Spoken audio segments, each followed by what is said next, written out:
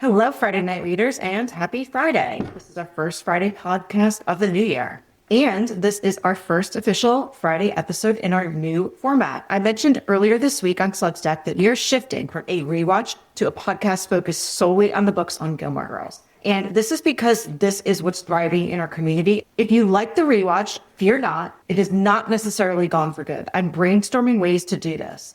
So I've been in the content creation space since 2019, and I've been doing it full time since 2021. And what I've really learned in that time is that you need to shift. Business is a moving target. For example, I moved to Substack in mid-2025, and now that I've had 6 months on the platform, I can see what's really working with our community. And of course, I want to lean into what's working the best in order to keep my work going. I also really want to continue to listen to what you want. And every time I've done that over the past few years, it's always come back to books. So that's where we are right now. And I'm planning on this monthly cadence. On the first Friday of the month, we're going to break down our monthly reading prompt. That's what we'll do today. We do a featured book each month, and I'm going to try to do that the second Friday of every month. And this is so that people who pick that featured book, which is normally one of the more popular books on our list, have resources to support them in reading it. Third or fourth Friday of the month, I'm going to review what I read for our challenge this month. This is probably going to depend on how quickly I read it.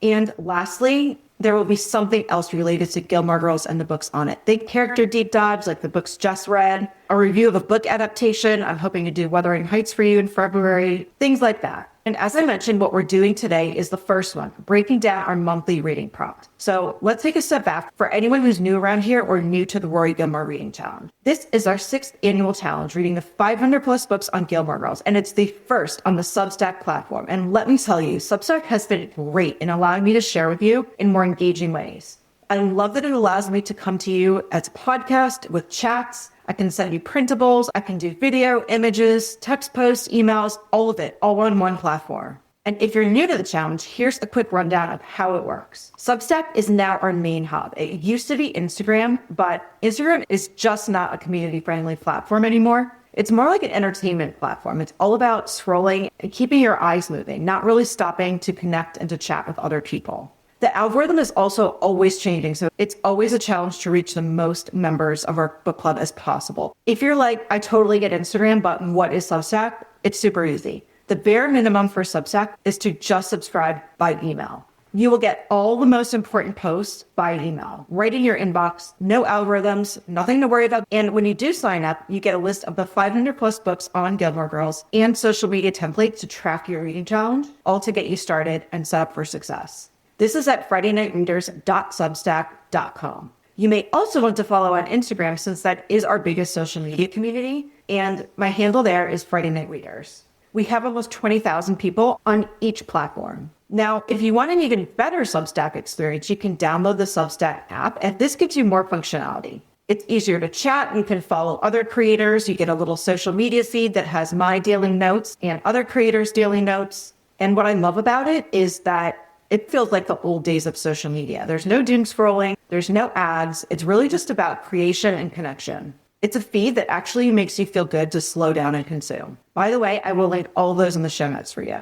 Now, if you want the full experience of Friday Night Readers' Rory Gilmore Reading Challenge for 2026, you can upgrade to a paid subscription on Substack. As a paid member, and by the way, we are now a Substack bestseller, and we've reached several bestseller categories, including new bestsellers, and I believe it was rising in literature. So we're doing great on the platform. Anyway, as a paid subscriber, you get all kinds of bonuses. First, you get all of my exclusive Substack posts. I like to always give some free content on top, but at the bottom of posts, a lot of them are locked. And behind this paywall, I can post things like books I didn't like, which I feel bad posting publicly, things that are happening behind the scenes, my highs and lows of the week, my TBR list that I think you should put on hold at the library, things like that. There is a printable reading journal, which I have adapted to make it work for our Rory Gilmore Reading Challenge specifically. For example, the book review pages have little coffee cups on them instead of stars. And I also have a coloring page, which is the top 75 books on Gilmore Girls that you color each one as you read it. And that also encourages you to read the books that appear most heavily on the show. And you get episode guides. Now, I'm almost done with my full episode guide, and I'm going to publish that soon for paid subscribers in full. It's something like 150 to 175 pages where I go episode by episode and tell you every book that was mentioned or seen, as well as authors that are referenced, and even times where a movie was referenced and it actually was adapted from a book. This is my personal curation. It's taken me several years to compile, so paid subscribers also get that printable.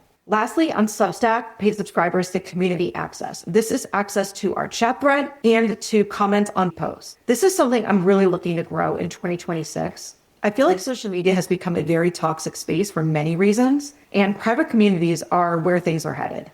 It's just a more pleasant, feel-good experience to be around like-minded people and avoid all of that doom scrolling in the process. Lastly, if you upgrade to founding member, which is the highest level on Substack, this is now an advocacy program. Here's what I'm doing this year. Founding members become advocates of literacy. And the reason I'm doing this is because I noticed through the end of 2025 that literacy stats are way down in the United States, as well as classic book reading. So I felt like we can do better this year than just reading the books from Gilmore Girls for ourselves, but rather to take that a step forward and become stewards. And I feel like this is what Rory Gilmore herself would do. So when you sign up to become a founding member, again, this is our highest level of membership, I will gift a book and a subscription to a teacher. I'm still working out the kinks on how to implement this. I have some ideas. I'm going to get it started soon. So there will be more about that. But if you want to pass the word on and keep literacy growing in a time of artificial intelligence, then I hope you will consider upgrading to a founding member. Let's make a difference and an impact as a community this year. Okay,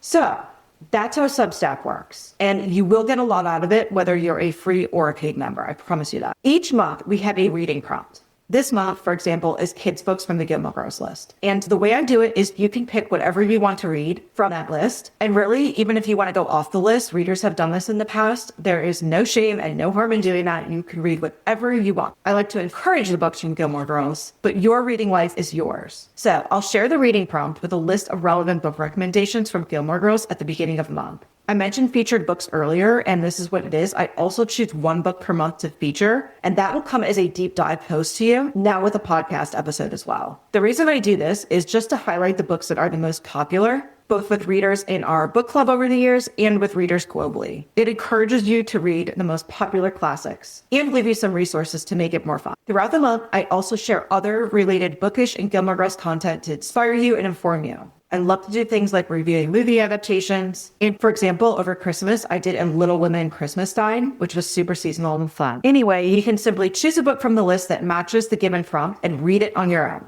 The reason we do this is so that you don't feel forced to read a book you don't want to read or that you've already read. And don't worry, I am always here to help. You can ask me questions on Substack at any time. Finally, we keep things really simple. You can engage with us in any way you want. We don't do any sort of formal book club discussions, and this is just based on surveys I've done over the years that readers like a more casual experience in our book club. So you can engage on Substack via comments and chats, Instagram, or just casually consume without engaging if you're very introverted or just don't have time to engage. We have virtual book club vibes around here. And really, what better way to read the classics than like a Gilmore? One more thing I want to note is that particularly on Instagram, I share your tagged content to inspire and motivate you. So be sure to tag me in your posts. Friday Night Readers on Instagram is the best place to do that. Okay, so now let's dive into this episode. January's reading prompt is children's books from Gilmore Girls. So I'm going to go through all the books that I deem to be children's books from Gilmore Girls and tell you the ones I loved, the ones I liked, the ones I didn't like. The purpose is both to help you learn about the books and to help you decide what you should read. And maybe get some tips along the way, like what movie adaptations were good or what edition of the book I recommend you read. So out of the 500 plus books on the Gilmore Girls reading list, I have listed 43 that I personally categorize as children's books, and they range all the way from fairy tales to middle grade reads. This is a subjective list. There's always some kinks that come along with identifying the books on Gilmore Girls and categorizing them. For example, I think some people may consider some of these reads to be more like high school reads. Reasonable minds will differ. And before we get into the list, I want to share one quick tip. I think this list of children's books, since it includes so many classics, is a great way to build a child's library. particularly if you are a Gilmore Girls fan or if you're gifting a gift to someone who is a Gilmore Girls fan. And to get a curated selection of these books to Gilmore Girls fans at their baby showers with a little Gilmore Girls onesie, my favorite way to do it is to get one that says honorary Gilmore Girl if it's going to be a girl in the Gilmore Girls font. I think it would also be cute if you did a little Lubes pacifier and then just a little selection of these books. Okay, so out of the 43 children's books I've listed, these are the ones that I gave hearts to, and this means I loved them. Adventures of Huckleberry Finn by Mark Twain. This is about a boy who escapes with a slave and travels down the Mississippi River. I personally read it in high school, so take that for what you will. Anyway, it's been popular recently, especially because there is a book called James by Percival Everett, which I believe won the Pulitzer Prize. And that is a story from Jim's perspective. So that's another good way that you can consume both of these books as a pairing. Alice's Adventures in Wonderland by Lewis Carroll. Most people know this is about a very curious girl, and she falls into a fantasy world where logic is turned upside down, and there's whimsical characters and adventures. Of course, lots of adaptations for this one as well. I'm trying to keep things short and simple, so I think the only thing I want to add here is that I have the Minalima edition of this book. Minalima are the illustrators for Harry Potter, and they make these beautiful hardcover classics. They're full text, but they're illustrated, and they also have interactive elements, things like maps that you can pull out and play with as you read. It's good for both children and adults. You're going to hear me talk about these editions a lot, but I think particularly for Alice's Adventures in Wonderland, this is a good one because it's a book that really inspires you to think visually. Next is Charlotte's Web by E.B. White. I actually do recall, I believe it's in season 7, that Rory said this was one of her favorite books. I also know that celebrity book lovers like Jenna Bush Hager credit this as one of their favorite books as well. And it's about a pig named Wilbur who's saved from slaughter by the kindness of a spider named Charlotte. It's just one of those books that everyone loves and should read at some point in their life. Charlie and the Chocolate Factory by Roald Dahl. This is about a boy who wins a tour of a magical chocolate factory, and in the process, he learns about the consequences of it as well as being humble. This one really surprised me. I expected it to be good. I didn't expect it to be great, and I read it last year for a child and absolutely loved it. It's just so well written. I'm going to talk about it a little bit more later because it's our featured book, so that's all I'll say for now. Next is A Christmas Carol by Charles Dickens. You probably know this is about a grumpy rich man who gets visited by a spirit who shows him Christmas past, present, and future, and learns the spirit of Christmas in the process. There are many formats and retellings of this book, but I do want to encourage you at some point to read the original text. It's pretty short. You can read it in about 3 hours, and it's extremely beautifully written. The way the words are strung together is really superb. Next is The Diary of a Young Girl by Anne Frank. She's a Jewish teenager who recorded what it was like to be in fighting during World War II. I personally read this book when I was in my middle grade years, and it became one of my all-time favorites, so I think that's who I would recommend it to. It's a book that shows how wise beyond her years she is, and it's one that I think everyone should read in their lifetime. Eloise at the Plaza by Kay Thompson is short and cute. It's about a mischievous girl who lives at New York City's Plaza Hotel, and the illustrations are especially cute. They're black, white, and pink. The last thing I want to tell you about this one is that the showrunner of Gilmore Girls, Amy Sherman Palladino, is actually adapting this live action on Netflix. Encyclopedia Brown, Boy Detective by Donald J. Sobel. This is one that I think would be really fun to read with your kids because you're solving puzzles together. And it's about a clever boy who solves neighborhood mysteries using his encyclopedic knowledge. A few years ago, I talked about this one on the SSR podcast, which is a podcast that re-examines children's novels. And I will link that in the show notes for you because it did really well with readers. Next, we have 2 Harry Potter books. Harry Potter and the Sorcerer's Stone, that's book number 1, and Harry Potter and the Goblet of Fire, that is book number 4. I don't think you need a description of these. I think everyone knows what Harry Potter is, but I will recommend the Minalima editions for these as well. Whether you've read them before and want to read them again, or whether you're reading them for the first time. I also believe that Audible has a new edition of these, which is full cast. I'm not sure if it came out yet or not, though. Okay, now we have 2 Dr. Seuss books. Horton Hears a Who and How the Grinch Stole Christmas. Both they're really short, teach lessons in a fun and whimsical way, and are classics. I think you would love both of them. Little House in the Big Woods by Laura Ingalls Wilder. This is about a pioneer family in Wisconsin wilderness in the 1800s. Yes, Little House on the Prairie, the TV show, was adapted from this book series. It also reminds me of Kirsten Larson from the American Girls book series. I wasn't sure what to expect from this book, but I did it on audio a few years ago for our book club, and it was just so charming. There was like little songs that went with it, and it was just a really feel-good experience. So I would recommend the audio for that one. Little Women by Louisa May Alcott. This is one of my favorite classics, and I've only read it within the past few years, again, for a book club. I think it works for almost all ages, once you're like 10 or above, and going all the way through adulthood. It reads so beautifully. This is a sibling story about 4 sisters in the American Civil War in New England, and what I love about it is how much it focuses on their unique creativity. While many people love to say that the book is better than the movie, this is one where the movies, and that is all adaptations of this book, are really just as good as the book. I don't want to say it's better, but they are excellent. I totally recommend watching as well if you read Madeline by Ludwig Vendelmans. This is a children's picture book with really beautiful Parisian illustrations, and it's just about a curious girl living in Paris. What we love about her is her adventures. Short, sweet, classic, you can't go wrong. Last on my loves list is Rapunzel by the Brothers Grimm. This is a fairy tale about a girl with long hair who is trapped in a tower until she's led to freedom by love. Now, fairy tales are weird. A lot of them are dark, and this one did not give me those vibes, so I actually liked it more than most fairy tales I've read. You can also read it in 5 minutes. I think I either got it from the library or found it for free online. Okay, so now these are the books that I gave a thumbs up to, which means I liked them but didn't love them. Babe by Dick K. Smith. This is about a gentle pig who learns to herd sheep. This one was neither here nor there for me. I know there is a popular movie adaptation. I don't think I've watched it, but I think if you had a child, they may enjoy the movie, and then you can read the book alongside. Cinderella by the Brothers Grimm. We all know this story, don't we? I think this one is a little bit different than the movies that we know. I think that the glass slipper is not part of it until later editions, if I remember right. But I found it to be just fine, and I did like the Disney adaptation better. That said, I think you can read it in just a few minutes. Deanie by Judy Blume. This is about a teenage girl who is struggling with scoliosis, and she's also learning about herself and self-acceptance. This was not my favorite Judy Blume. I always love Judy Blume because I think she speaks to teen girls very clearly, yet also in their own language.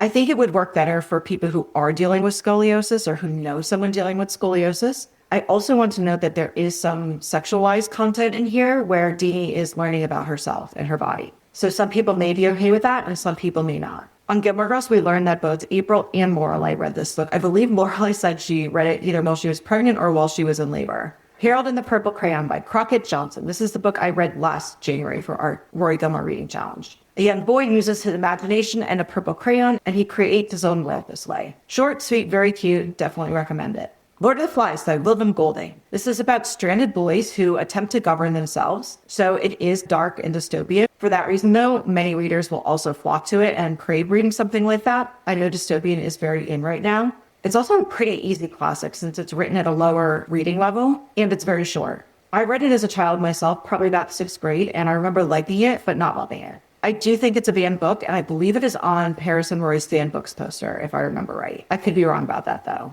Okay, Mary Poppins by P.L. Travers. This is one where, sadly, the movie is definitely better than the book, and I'd say even both movie adaptations are better than the book. There's nothing wrong with the book. It's just that the movies bring Mary Poppins, the magical nanny, to life so much better than the book. Okay, next, Nancy Drew and the Witch Tree Symbol by Carolyn Keene. Nancy Drew is a really fun investigator like Encyclopedia Brown, but I do also think these books are somewhat dated. So I thought this book was fine. I didn't love or hate it. Lastly, The Wonderful Wizard of Oz by L. Frank Baum. You may be thinking, what? How is this not a love? Like Mary Poppins, I just think this is one where the movie is so good and so iconic that the book just doesn't live up to it. I'm not saying don't read it, but I'm saying that you're probably going to like the movie better. Okay, now we do have a couple books that I gave a thumbs down. The first one is Freaky Friday by Mary Rogers, and this is where a mother and a daughter switch bodies and experience what each other's lives are like firsthand so they can literally walk a mile in another person's shoes. I don't remember exactly why, but I remember the book feeling super out of date and super cringy. And I know that basically every other reader in our book club who's read it said the same thing. So I think this is one where I would stick with the movie and skip the book. Second is The Little Match Girl by Hans Christian Andersen. This is one of those fairy tales that is extremely dark. You can read it in just 5 minutes, but I'm telling you, it's going to blow your mind that this was actually written for children. It's about a poor girl who faces terrible tragedy on a cold winter night where she's just dreaming of warmth and love.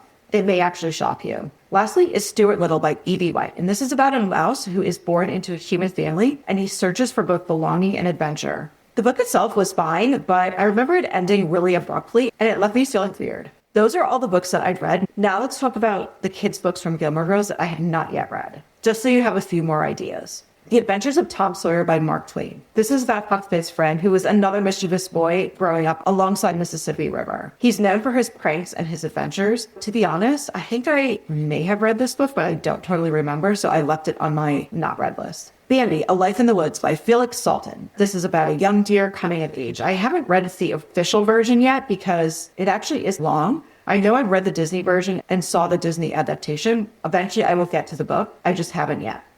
Clifford the Big Red Dog by Norman Bridwell. This is about a puppy who grows into a giant red dog, and his size reflects the power of love. There are many Clifford books, so I'm just not sure which ones I've read. I left this one unchecked on my list. Goldilocks and the Three Bears by Robert Southey. This is about a girl who explores a bear family's home, and it has some unexpected consequences. Another one that I had read in some format, I know I read those, if you remember those little golden books from decades ago, I've definitely read that version of it. I just don't know if I read the original. The History of Tom Thumb by Anonymous. I recall Rory mentioning this one, and it is about a tiny boy who has extraordinary adventures despite his small size. Again, I have no clue whether I read this one or not. I will read it at some point. The Jungle Book by Rudyard Kipling. This is about a boy raised by wolves, and he learns to belong in the animal and human world. I mentioned those Minalima editions earlier. I've gotten the Minalima edition of this because I think it would work really well in that format, and I know that when I was growing up, the Jungle Book, the Disney movie, was very popular, so I may watch that with it. Little House on the Prairie by Laura Ingalls Wilder. We talked about another Little House book earlier. I just haven't gotten to this one yet, and I will. The New Way Things Work by David McCauley. This is, of course, one of April's favorite books, and it is illustrated explanations that reveal how everyday machines and systems function. I think this would be a super great book to read with a kid who loves science. Pinocchio. You probably know Pinocchio from the Disney adaptation. He is a wooden puppet who longs to become a real boy. It also reminds me of my honeymoon in Florence, Italy, where I guess this book was written. There was actually an entire Pinocchio store there. Though I haven't read the book, I have heard feedback that it is very weird. Take that for what you will. Next is Rebecca of Sunnybrook Farm by Kate Douglas Wiggin. This is another book that has been reviewed by readers in our book club as very weird. I've actually heard it is sexualized. Why is that the case in children's books, right? It is about an optimistic girl who brings joy and change to her relative's quiet household. I'll just have to see for myself someday soon. The Scarecrow of Oz by L. Frank Baum. Here we have familiar characters from The Wizard of Oz who embark on another adventure, so I would recommend this one to try for super fans of The Wizard of Oz. Sleeping Beauty by the Brothers Grimm. I was convinced I read this book about a princess who falls under a sleeping curse that can only be broken by true love, but I cannot find any official evidence of it, so I left it unchecked on my list. Of course, I did see the Disney movie adaptation. Snow White and Rose Red by the Brothers Grimm. This is actually about two sisters who befriend a bear who turns out to be an enchanted prince. I know there are different versions of the story, and I know that the Seven Dwarfs came at a later time. I'm not sure if you'll find them in this exact story or not. I know that the Minalima edition is actually a full-length book, so I expect there to be much more in this version of it than what we know as Snow White and the Seven Dwarfs. The Story of Dr. Dolittle by Hugh Lofting. This is a doctor who can talk to animals and travels the world helping creatures in need. Am I right that this was an Eddie Murphy movie? I think I saw that. I do know that I also recently grabbed this book from a library sale, and it looks short and sweet. I may pick it up for another kids' book read this month for myself. Okay, last, don't yell at me, but it is The Yearling by Marjorie Kinnan Rawlings. I know a lot of people hate that The Yearling is on this list because it is referenced as a movie on Gilmore Girls, but I try to combine my list with the official list that originally floated around the internet, and this one would be an asterisk for me because it's the adaptation that's referenced. At the same time, if you want to read the book version, I say why not? It's still something that was popular on Gilmore Girls, and it's still reading for your own benefit. This one is about a boy who bonds with a deer while he is growing up in the wilderness. So very coming of age. Okay, now let's talk about what I'm reading. I actually already read The Lion, the Witch, and the Wardrobe. I finished it on New Year's Day. This is the book by C.S. Lewis. This is a book that I could never get into as a child because I wasn't really into fantasy then, but I'm more into fantasy now, so I decided to give it another shot. I listened on audio from the library. I thought the audio worked really well. It was very well produced. I was super into it. And I also love that it bears winter themes for seasonal reading. It's about 4 siblings who end up in this land ruled by an evil queen who makes it always winter. And I love the quote, always winter, but never Christmas. I think that feels true in many of our lives, especially during the winter season. And what can I say? It was just a really enjoyable reading experience. I know there are also movies. I'm pretty sure I saw them at one point, and I also do remember going to the Franklin Institute in Philly for an exhibit based on the movie where they had things like Turkish Delight and different settings and costumes for the movie. So you may even want to look and see if that exhibit is traveling near you. Last but not least, let's talk about our featured book of the month. I mentioned this earlier, that each month I choose a featured book, which is a popular one. I just want to encourage you to read. It's also fun if you've already read it because I do dive and curate things from the internet to make it even more fun. So while you can choose any children's book you want from the list above, or really even any children's book in general, the book that I'm going to write and share a full-length feature on is Charlie and the Chocolate Factory by Roald Dahl. The reason I picked it is because it was a 5-star read for me. It's always a hit with our book club members. It has lots of adaptations that you can watch, including the iconic Gene Wilder one. And lastly, it feels so quintessentially Gilmore. As you may recall, this was the first movie night movie that Lorelai and Rory had with Dean. So I think it is the perfect way to start the year. Before you go, remember, if you aren't already, to subscribe at FridayNightReaders.substack.com. That's where we can chat. I'll link the post that corresponds with this episode in the show notes, and you can let me know what book you're reading, get more help choosing a book, and just have more literary fun. Have a great weekend, Friday Night Readers. I look forward to reading with you in 2026.